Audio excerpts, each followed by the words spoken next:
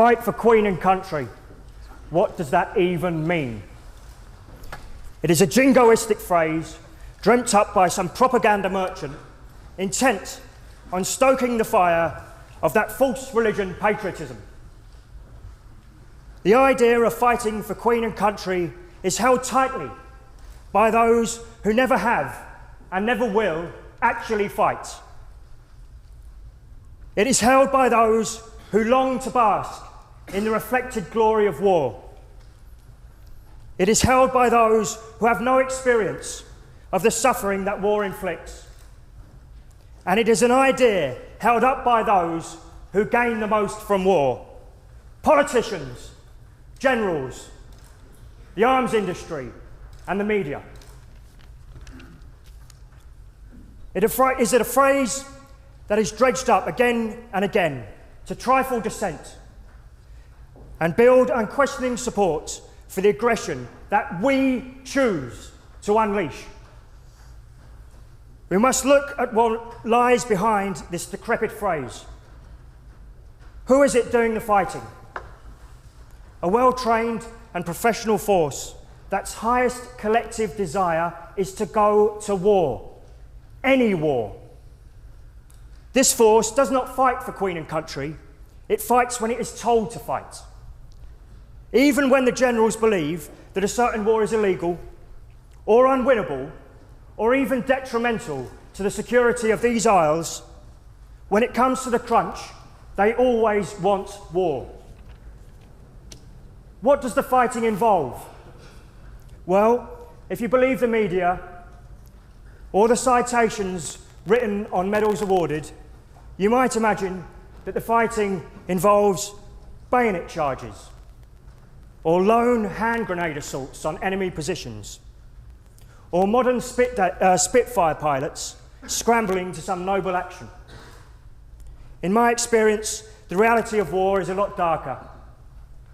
Long periods of waiting, punctuated by unforeseen moments of extreme violence. Having your legs blown off by an IED. A supposed ally shooting holes in your chest. Dying in a helicopter crash. Burning to death in a transport plane. Being beaten to death by an angry mob. Being shot in the face as you break into someone's home. The reality is setting up thousands of checkpoints in the country that you have occupied, disrupting the lives of people, and then killing them when they approach too quickly or fail to stop in time. The reality is raiding people's houses, using explosives to gain entry into their homes, detaining previously unknown males, some as young as 15, and then handing them over to be tortured.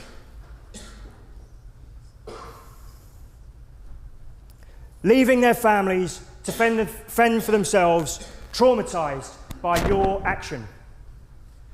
The reality is killing people from the safety of an attack helicopter or drone control room, as if you were playing a computer game, with no regard for the lives of the people who have been dehumanised.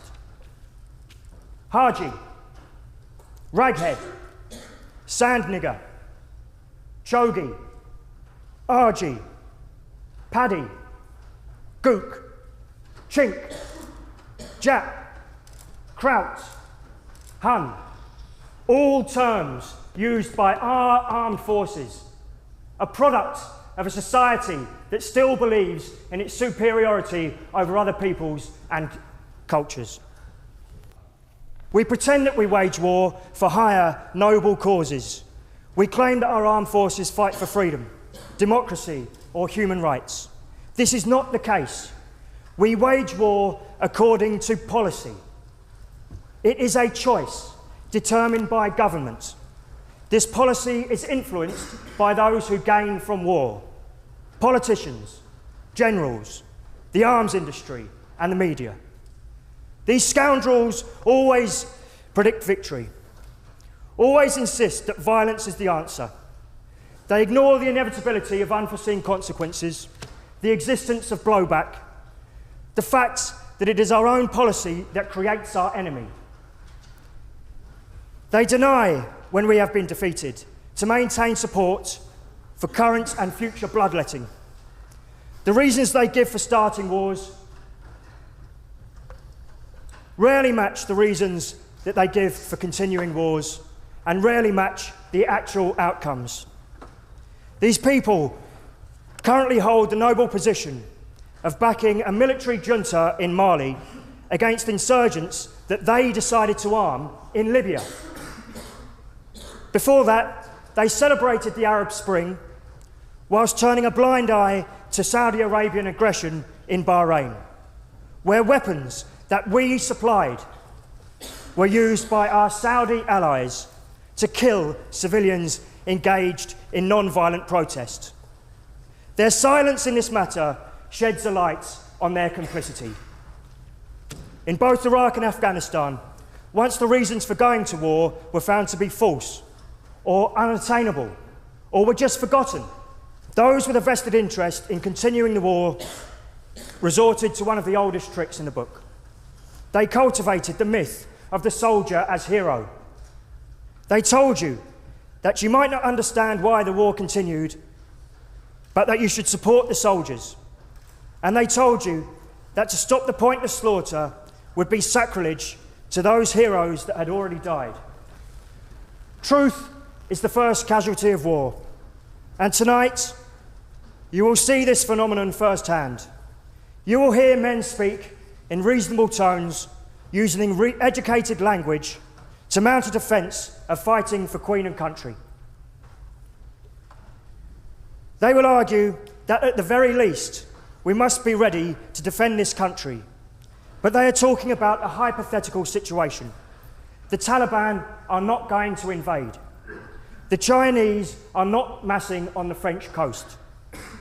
From positions of vested interest, they will try to convince you that fighting for your Queen and country is your highest duty. But what they are really calling for is a continuation of business as usual, fighting and killing in accordance with their policy, which is designed to fulfill their interests, their greed, their ambition. I am a human being.